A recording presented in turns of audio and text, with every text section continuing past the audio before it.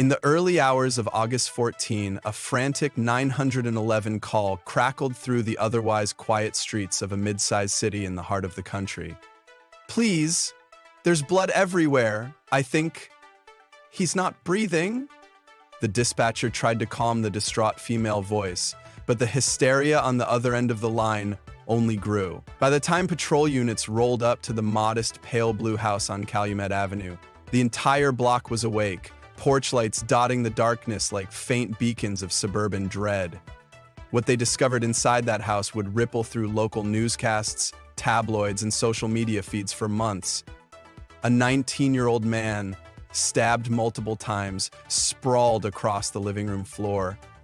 His name was Jackson Pierce, and the rumor mill soon churned out the shocking revelation that he had been found dead in his girlfriend's home. Even more jarring were the rumors swirling about a hidden affair, the secrets that had apparently turned lethal. Over the next week, the local news teased every horrifying detail, dragging each new twist out like a grim spectacle. Investigations quickly pointed to suspicious dynamics inside that house, focusing on the mother, a woman named Linda Hudson, and her teenage daughter Naomi, who was Jackson's girlfriend. Early leads pointed to a horrifying possibility. Linda and Naomi were at the center of a complex love triangle no one had seen coming, but in this twisted narrative that left neighbors and internet sleuths reeling, it would be the daughter who landed at the center of a murder charge, handcuffed, and marched before cameras in a tear-stained daze that no one could quite comprehend. Much later, after the news vans had disappeared and the hashtag in question had stopped trending, court transcripts would paint a painful portrait of generational secrets, shattered trust, and the final violent confrontation that no one in that family had truly anticipated. But to understand how this tragedy culminated in a single brutal moment, we have to rewind to the day Jackson Pierce strolled into the Hudsons' lives and never really left. It was a hot July afternoon when Naomi first brought Jackson home. At 19, Naomi was fresh out of high school, not yet enrolled in any college program, taking a gap year to figure out her life. She'd been dating Jackson for only a few weeks, but she talked about him like a new religion, unstoppable, mesmerizing. "He's really sweet, Mom," she'd said in that quiet, breathless voice of a teenager lost in the rush of first love. Linda had glanced at her daughter's flushed cheeks and tried to conjure a supportive smile. She remembered being that young and naive once, though her own illusions of romance had long been chipped away by the slow churn of daily responsibilities. Standing at the kitchen counter with a used car magazine splayed open, Linda was in one of those stages of life where everything felt temporary. Her job was precarious, her marriage to Mark was stale, and her own hopes seemed always on hold. She had no idea how drastically things would spin out of control in just a matter of weeks. That first impression of Jackson was jarringly positive. He had a warm smile, an easy laugh, and enough politeness to charm Linda and everyone else in the house. He told Linda he came from a big family out in the countryside. "I'm the youngest of 4, he'd joked, "so I know all about making myself useful." He helped wash dishes, took out the trash unprompted, and sweet-talked Linda in a casual, friendly way. Even Mark, who was typically suspicious of Naomi's boyfriends, found Jackson to be surprisingly likable. "Kids got manners," Mark would say after dinner, cracking open a cheap beer in the living room. But Linda noticed that her husband rarely engaged with Naomi directly. He asked Jackson more questions than he did his own daughter. She brushed it off as Mark being Mark, distant, a little cold, the result of too many late nights at the local bar or in front of the TV. Naomi, on the other hand, seemed to be drifting away from her mother, spending more time out with Jackson. When Linda tried to check in, Naomi offered clipped updates as though her mother's interest was an annoyance. Linda tried not to take it personally, but it stung. The days rolled into weeks and the heat grew unbearable. One evening, Naomi came home in tears. She stomped into the house, calling her mother's name. Linda rushed down the narrow hallway, heart pounding. "What's wrong?" she asked, seeing her daughter's face streaked with mascara, eyes red from sobbing. Naomi started rambling about Jackson's ex-girlfriend, who apparently had cornered Naomi at the mall and thrown a vicious accusation about Jackson lying, cheating, or even using her for a place to crash. She said he's a con artist, Naomi cried. She said he only wants me because he thinks I have money. Linda tried to calm her, brushing the hair out of her face, offering a glass of water. Do you believe her? Linda asked softly. Naomi shook her head. No, I don't think she's telling the truth. But I'm so upset, Mom. I don't know what to do. Linda suggested talking to Jackson directly. Make sure you know where you stand, she advised. Naomi wiped her tears and looked at her mother with a kind of desperate plea for comfort. Linda pulled her into a hug, noticing how small and fragile her daughter felt. It's going to be okay, Linda whispered, hoping it was more than just a hollow platitude, but she caught the faint bitterness in her own voice. Maybe she was jealous of Naomi's raw emotions, that unfiltered heartbreak that came with youth and infinite possibility. Linda had once believed so passionately in love, but time and domestic disappointments had drained that fire. Mark was rarely home before midnight, sometimes reeking of cheap beer or perfume that Linda couldn't identify. If Linda found a flicker of envy stirring when she looked at Naomi's heartbreak, she stuffed it down and tried to play the supportive mother. She had no inkling that in just a few days, everything would spiral in ways that seemed unstoppable. Later that week, Jackson showed up at the front door, apologetic and sweet. I'm sorry about all the drama, he told Naomi. Linda overheard this from the kitchen, and she peeked around the corner to see Jackson cradling Naomi's hands, voice earnest. Naomi was crying again, but this time with relief. I'll never doubt you again, she murmured, hugging him tight. Linda felt a twinge of something complicated, relief for Naomi's happiness, but also an odd stirring of attraction to Jackson's calm assurance. He had that sort of presence Linda missed in her own life, that reassuring vibe that life could be good if you trusted him. It was fleeting, but it rattled her. She closed her eyes, took a deep breath, and told herself to refocus on dinner. As the evening wore on, Linda watched them from a distance, wondering if she was just lonely. She couldn't predict that this flicker of attraction would soon morph into a boundary-shattering betrayal that would destroy everything Linda thought she held sacred. A few days passed with relative normalcy, but Linda noticed Jackson started hanging around even when Naomi wasn't home. He'd drop by in the afternoon, claiming he needed to pick something up Naomi had left behind, or he wanted to talk to Mark about cars.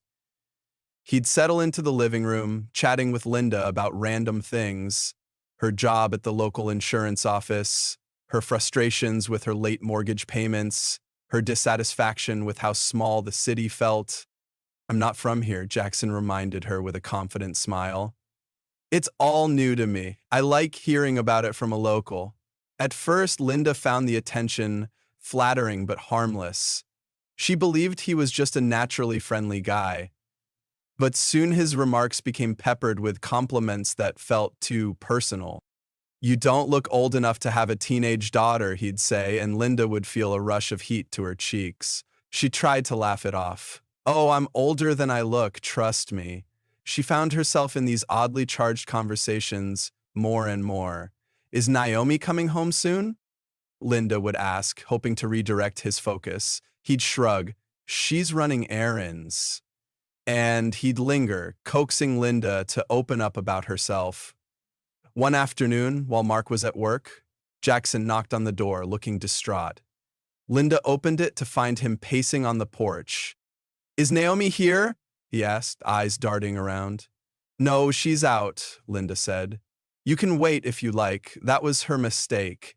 An invitation fueled by politeness, or maybe by some unspoken excitement that he'd wanted to be near her at all. He stepped inside, slammed the door a bit too hard. I feel like everything's caving in, he muttered, sinking onto the couch. Linda hovered near the armrest, uncertain. What happened? He confided in a rush that his family had cut him off financially, that he was behind on rent, that he'd made some poor choices. Linda felt a motherly wave of concern, but also something else, a sense that she was stepping too close to him emotionally. She placed a hand on his shoulder. Have you tried talking to your landlord? Jackson shook his head. I don't even have money for next month. I'm in real trouble. He looked up at her, eyes filled with desperation. I'm sorry. I shouldn't be dumping all this on you. There was a raw vulnerability in his gaze that disarmed Linda. She found herself inching closer, offering him tissues, letting him cry into her arms in a moment that was so intimate it made her heart pound. "It's okay," she whispered, stroking his hair. "It's okay." The closeness was terrifying and exhilarating. She should have pulled away. She should have thrown him out or called Naomi or Mark. Instead, her loneliness and the warmth of his trembling body against hers formed a twisted bond. She told herself she was being maternal, but a voice at the back of her mind whispered, "You know this is different." The atmosphere between them hung charged after that. They didn't cross any blatant lines in that first moment, but it set a dangerous precedent.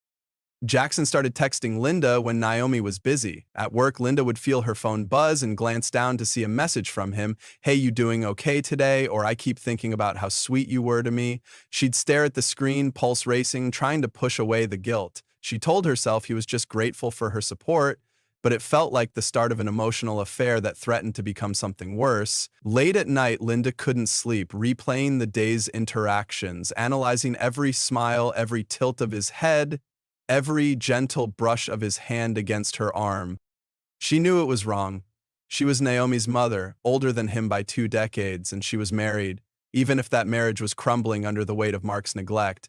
But she felt something stirring inside her for the first time in a long time, a sense of being desired, seen. She wanted to cling to it, but she also despised herself for betraying her daughter in this way. Then came the night. It all crossed the point of no return. Linda was alone, Mark was pulling a double shift, Naomi had gone to a friend's birthday party. Linda was half watching a reality show on TV, feeling restless when Jackson knocked.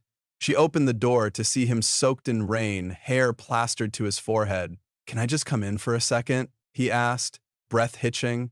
He stepped inside, water dripping onto the floor. She handed him a towel and tried to keep her distance, but he looked so forlorn and lonely. "Where's Naomi?" Linda asked, voice shaking. Jackson avoided her eyes. "She wasn't answering her phone and I needed someone to talk to." Linda inhaled sharply. She realized there was no one else in the house, no safety net of witnesses or boundaries. He followed her into the living room. She offered him a seat and he sat too close.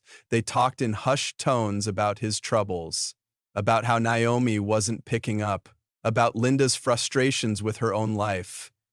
The conversation turned personal and confessional. She felt the tears pooling in her eyes as she described her marriage's slow death, how every day she watched Mark retreat further into a haze of alcohol and bitterness, leaving her to shoulder the bills, the emotional load, and the humiliating feeling that she was no longer attractive to her own husband. Jackson reached for her hand.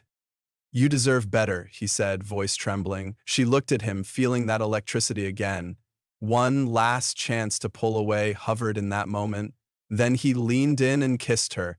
At first, Linda froze, mind reeling. She thought about Naomi, about Mark, about the moral cost of betraying her own family. But the sensation of his lips against hers was a jolt of warmth she hadn't felt in years. She tasted the rain on his skin, the adrenaline on his breath, and she let herself sink into it. Guilt and desire warred in her chest. "We shouldn't," she whispered, voice shaky, but Jackson kissed her again, more urgently this time. It was like a long-held tension snapping. They ended up on the couch, the TV's glow flickering across their entwined bodies. They ignored the phone when it buzzed, Naomi texting Linda to say she'd be home late. The minutes blurred into an hour, and by the time Linda came back to her senses, she was disheveled, half-clothed, and Jackson was murmuring endearments into her ear that she had no right to hear. Reality crashed down on her. "You need to go," she said, voice wavering. He nodded reluctantly, left her there in a swirl of shame and adrenaline. Linda heard the wind howling outside as he slipped into the night, the storm raging like a furious indictment of what they'd just done. In the days that followed, Linda avoided Jackson when possible, but their stolen moment created a powerful undercurrent. Naomi remained oblivious, happily perched on cloud 9, telling Linda about upcoming concerts she wanted to attend with Jackson, planning a future Linda knew was built on a lie. Whenever Linda tried to end it, Jackson would corner her in some private moment, whispering that he couldn't stop thinking about her. It was madness, but Linda was addicted to the sense of being wanted. It became a sick game of secrets and near misses, culminating in close calls where Linda would catch her breath and think, "My God, if Naomi sees this, everything is over." Mark, for his part, was so emotionally checked out, he barely noticed anything.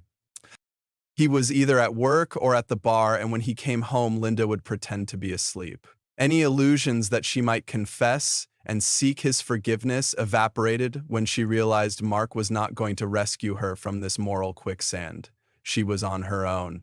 It was exactly 2 weeks from that stormy night when everything imploded. A single piece of evidence changed the entire dynamic, a text from Jackson that Naomi stumbled upon. That morning, Linda was rushing out the door to work. Naomi grabbed Linda's phone to use the calculator for something, maybe a quick check of the tip at a restaurant they'd just visited, and the message pinged on the screen. "Missing you. Last night was incredible. Can't wait to see you again." The color drained from Naomi's face. Linda, fumbling with keys, didn't even notice Naomi reading the text. By the time she realized, it was too late. Naomi asked Mom, "Who the hell is this from?" Linda's entire body went cold. She stammered, tried to lie, but Naomi was too smart. She recognized the number, her boyfriend's phone number. The blow-up was volcanic. Naomi hurled the phone across the living room, tears and accusations flying in every direction. "Are you sleeping with him, my boyfriend?" Linda's face twisted with shame, guilt, and something akin to terror. The pit in her stomach deepened as Naomi screamed, "How could you, Mom?" Linda reached out, but Naomi shoved her away. "Don't touch me. You're disgusting. You're my mother." Linda felt the sting of that word, mother, used like a weapon. "I'm sorry," she rasped, tears welling up. "I never meant—" Naomi cut her off. "I can't believe this." She stormed out, slamming the door. Linda collapsed onto the couch, numb with self-loathing.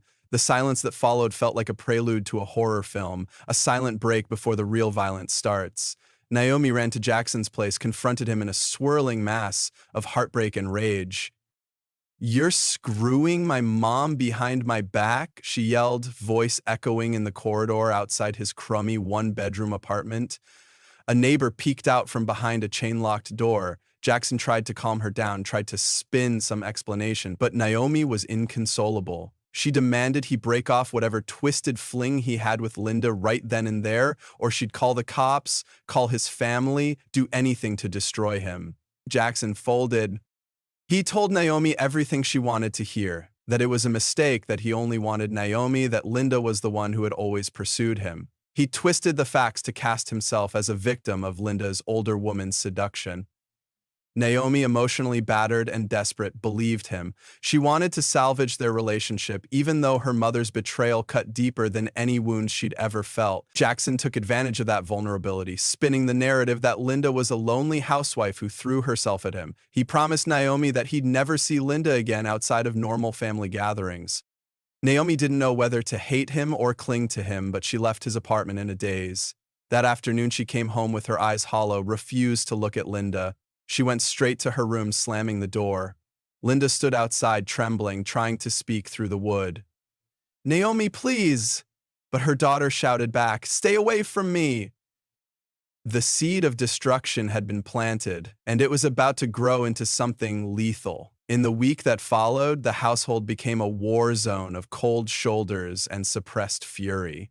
Mark remained oblivious, too detached to pick up on the tension beyond normal teenage drama. He'd watch sports in the living room while mother and daughter tiptoed around each other like strangers. Behind closed doors, Naomi and Jackson argued constantly. Their fights spilled onto social media in cryptic posts that friends gossiped about.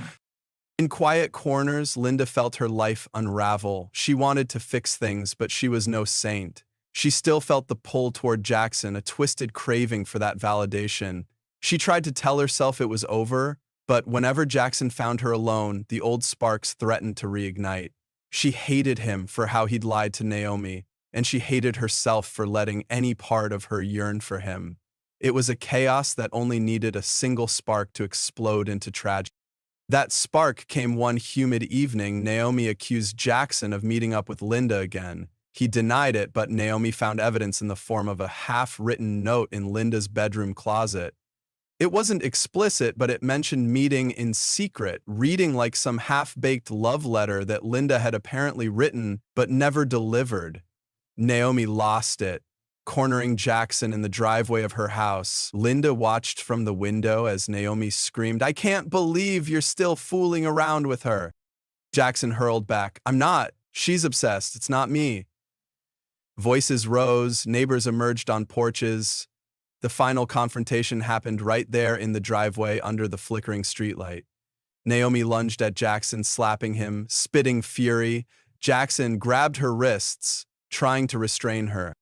Linda burst outside, shouting for them to stop. Mark, alerted by the commotion, stumbled out with a beer in hand, eyes wide with confusion. Naomi turned on Linda, tears streaming down her face, her heartbreak exposed for the entire neighborhood to see.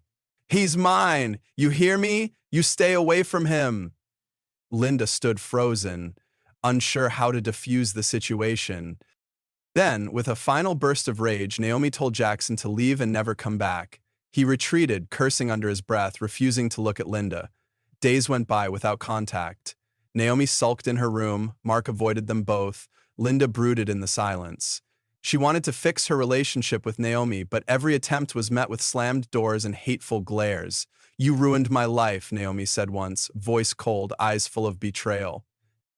"I wish you weren't my mother." Linda felt that blow like a knife. Work became impossible. She made mistakes, snapped at coworkers, nearly got herself fired. Everything was unraveling. Then, on the fateful night that changed all their lives, Jackson came back. Linda, insomnia-driven and half out of her mind, was up late in the kitchen. She heard a soft tapping at the window. She peered outside to see Jackson standing there in the dim glow of the porch light, face etched with regret and desperation. She hesitated, torn between wanting him gone and craving some resolution. In a moment of tragic weakness, she opened the door. He slid inside, words tumbling out. "I messed up, Linda. I ruined everything, and now Naomi hates me, hates you. I just need to talk." Linda, her voice fraying, said, "We have nothing left to say," but he insisted. "I can't stand how this ended. I don't want to lose you both." She shook her head, outraged at his audacity. "You can't have both of us. This was wrong from the start." Jackson grabbed her arm, eyes pleading. "We can fix it." That was when Naomi emerged from the shadows of the hallway, hair tangled, face contorted with fury. He had heard Jackson's voice and raced downstairs. The confrontation that followed was a blur of accusations, tears, and heartfelt pleas. Jackson tried to calm Naomi down. Linda tried to separate them, and then the argument escalated. Naomi grabbed a kitchen knife from the counter. No one was sure if she intended to scare him or if something darker had snapped inside her. Jackson and Linda both panicked, telling her to put it down. She was sobbing, brandishing the blade, screaming at Jackson for betraying her, screaming at Linda for taking him away. A crash sounded as Linda tried to reach for Naomi, and Naomi lashed out wildly. In the swirl of movement, Jackson stumbled backward, slammed into the table. Something scuffled, and the next moment was a collective gasp. Jackson was on the floor, a dark stain spreading across his chest. Linda dropped to her knees, horror-stricken. As Jackson's eyes rolled back, Naomi stared in shock, her mouth open in a silent scream. The blade clattered to the tile floor. Everything froze for a few seconds. Then Linda fumbled for her phone, calling 911 with shaking fingers. The paramedics arrived, but it was too late. Jackson's life slipped away on that cold kitchen floor, and so the official story, the one the police initially heard, was that Naomi had stabbed her boyfriend in a fit of jealousy. The mother's sobbing statement, half incoherent with shock, seemed to confirm it. Mark was too drunk and too stunned to piece together a coherent version of events. Meanwhile, Naomi fell into a catatonic state, hardly speaking except for a few whispered lines of self-incrimination.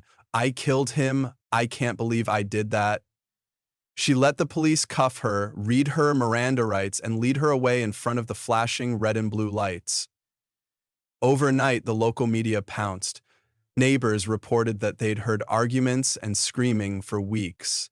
The gossip about the mother-daughter love triangle soared online, generating thousands of outraged comments. Headline after headline spelled a sensational narrative: teenage girl kills cheating boyfriend in jealous rage.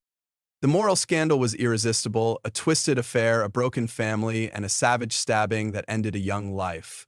Naomi was charged with second-degree murder. Linda, grief-stricken and guilt-ridden, sank into despair. She visited Naomi at the detention center, but Naomi refused to see her. Reporters camped outside the courthouse, hungry for every detail. Meanwhile, Linda found herself unable to confess the full truth, that she bore as much blame, if not more.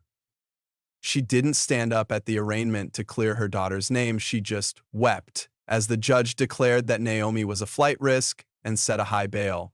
Linda's own mother, Naomi's grandmother, refused to speak to Linda, calling her a Judas mother to any reporter who would listen. Linda retreated into the shadows of her own home, the place where Jackson's blood had dried into the kitchen grout. But the story was far from over. As the legal process trudged on, a public defender took on Naomi's case. His name was Jacob Finley, a young, idealistic attorney determined to piece together the messy puzzle. He interviewed neighbors, rummaged through text messages, and discovered a host of unanswered questions. "This isn't open and shut," he told Naomi in one meeting. Naomi just stared at the table, refusing to talk about her mother. "I did it," she muttered. "That's all there is," Finley pressed. "Why did you do it?" She clammed up, tears streaming down her cheeks. "Does it matter?" She was in a state of deep depression, replaying Jackson's final moments in her nightmares. Finley suspected there was more to the story. He got hold of Linda's phone records, discovering multiple calls between Linda and Jackson. He found Linda's half-shredded love letter in Naomi's closet. The circumstantial evidence pointed to a deeper entanglement that might shift the blame away from a simple jealous rage. But if Naomi wouldn't talk, Finley feared she'd end up with a murder conviction she might not fully deserve. 3 months into Naomi's pretrial detention, a bit of luck surfaced. One of Jackson's old friends stepped forward with a statement. He claimed Jackson had confided that Linda was the aggressor in the relationship, that Jackson felt trapped between mother and daughter. He said Linda was threatening to tell Naomi if he didn't keep seeing her, the friend told Finley. Finley sat up straighter, intrigued. Did he ever mention who made the first move? The friend sighed. He never explicitly said, but he was freaked out, said he felt cornered. This was a goldmine of potential reasonable doubt, or at least it painted Naomi in a less malicious light. Finley tried to speak to Linda, but she refused to go on the record. Racked with guilt and terror, she was losing her mind, popping sleeping pills to stifle the nightmares, ignoring calls from her sister who lived out of state.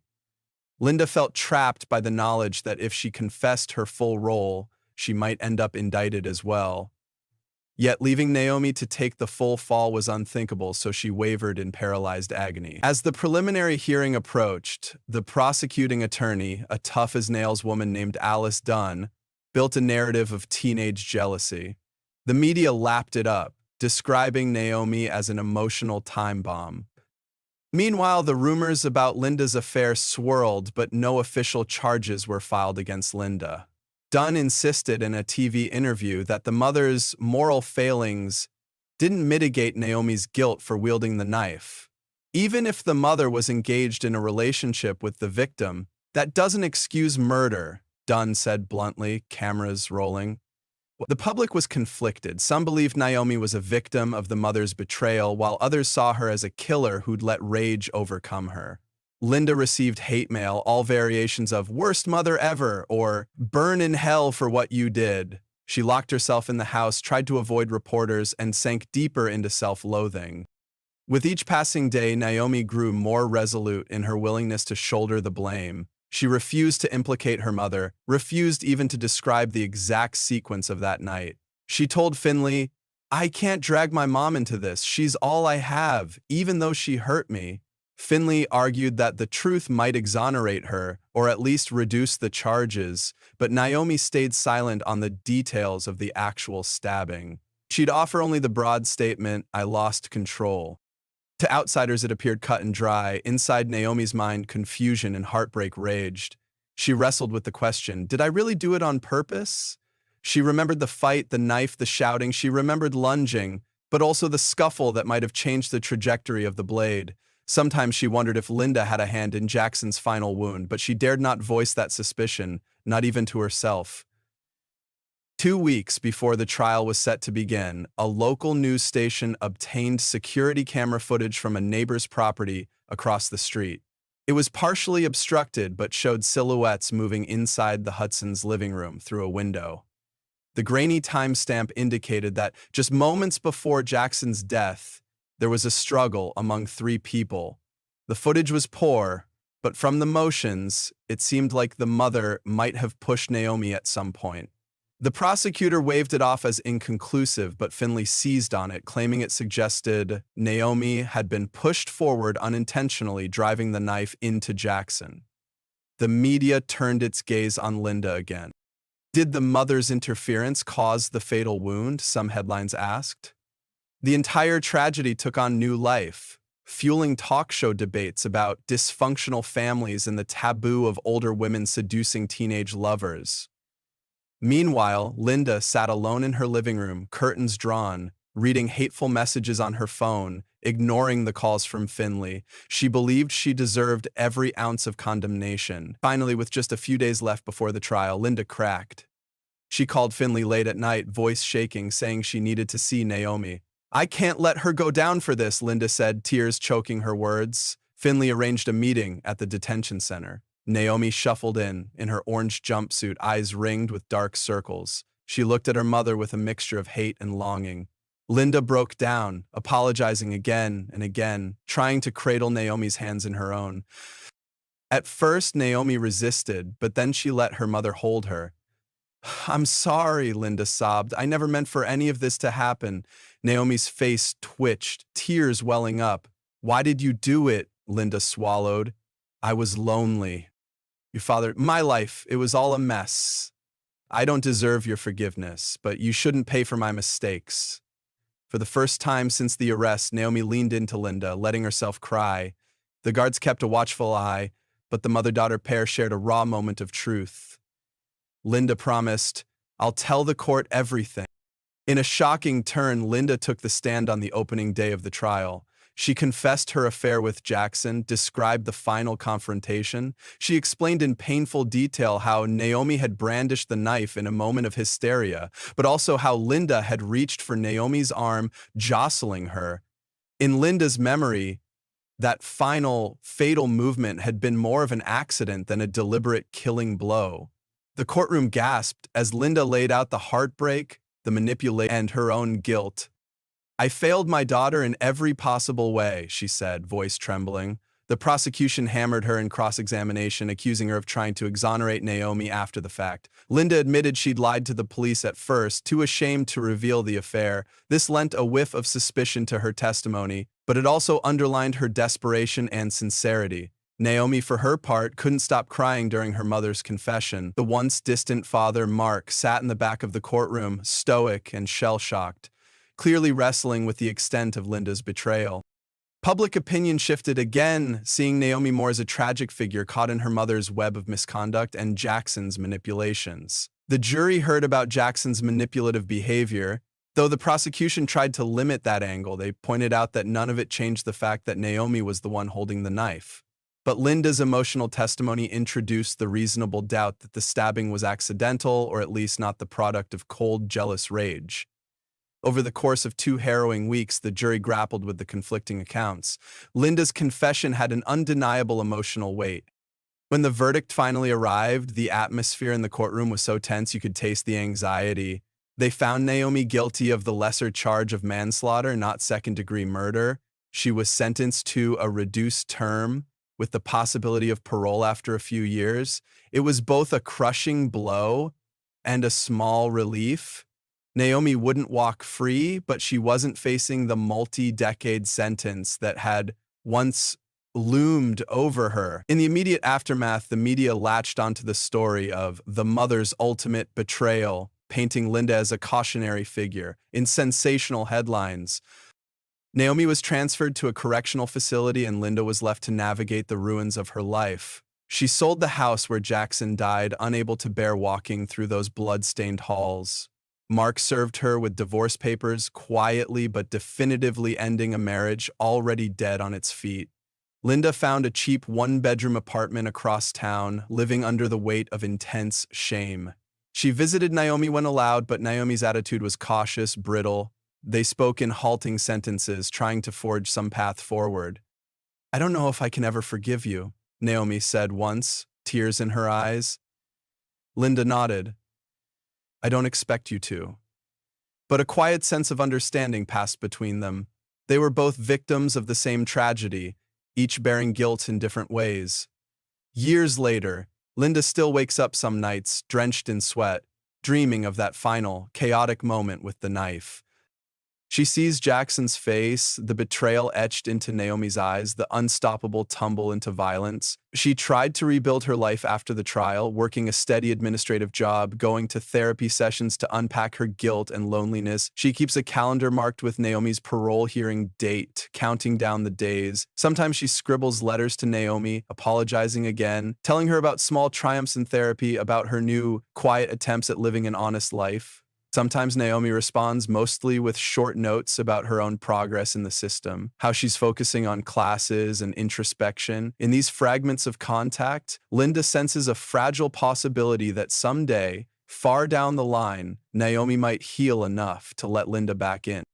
But trust shattered so violently can never be fully restored. People in the city still whisper about the affair, the murder, the mother-daughter fiasco. It became a local legend, a cautionary tale repeated in hushed voices at school gatherings and neighborly barbecues. That's the house where that kid got stabbed, right?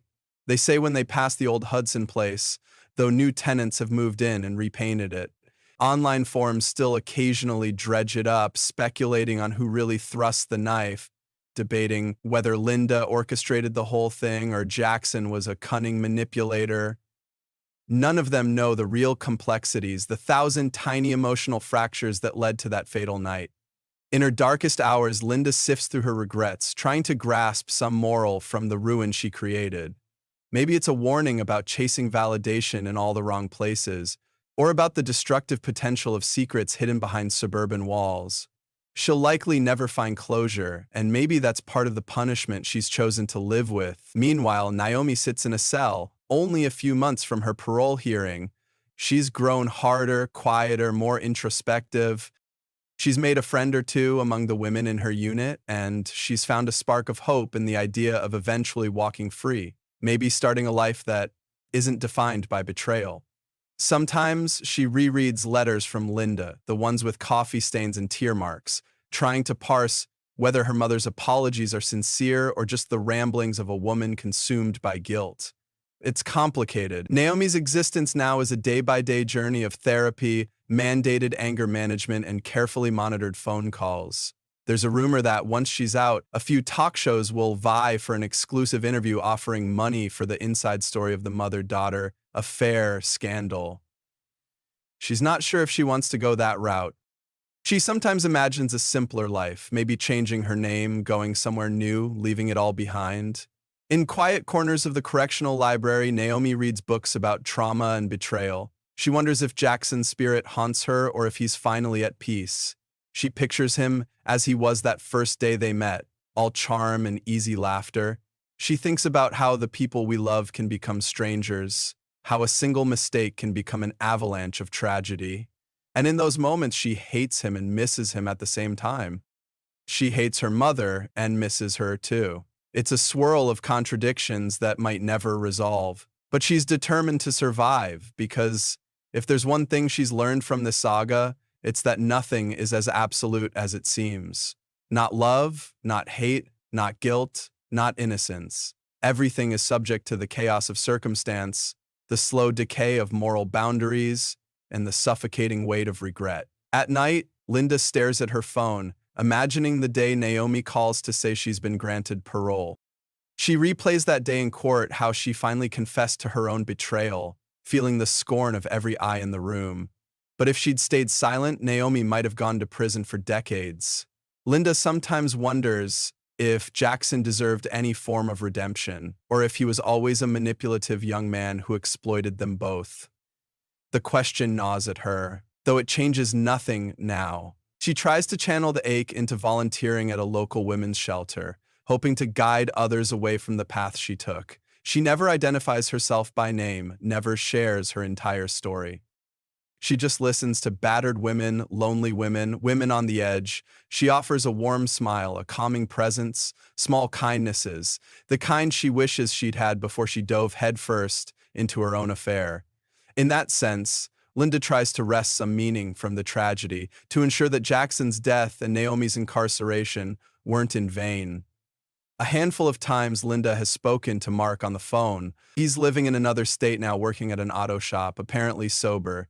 He never forgave her, but he doesn't sound as bitter as he once did. He even managed a quiet, "I hope Naomi does okay" during their last call.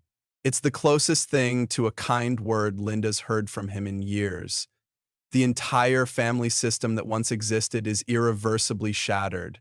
There's no going back to the days when Naomi was an innocent teen, bringing Jackson home for dinner. That era is gone, replaced by the harsh reality of adult consequences. If Linda's learned anything, it's that love can twist into something poisonous if it's built on lies and desperation. And that single moment of violent chaos can ricochet through countless lives, leaving scars that never fully heal. Naomi's parole hearing finally arrives. Linda can't attend in person. Naomi requested her absence. She can't blame her daughter. She does, however, await the news in a spare waiting area outside the hearing room. It's an agonizing wait, and her hands shake so badly she can't even hold a cup of coffee. The minutes stretch into hours. Then Finley steps out, giving Linda a tight-lipped nod. "She got it," he says quietly, relief etched on his face. Linda collapses into a wave of tears, a bizarre mixture of gratitude and sorrow. This is the start of Naomi's next chapter. Linda has no idea if Naomi will allow her to be part of that chapter or not.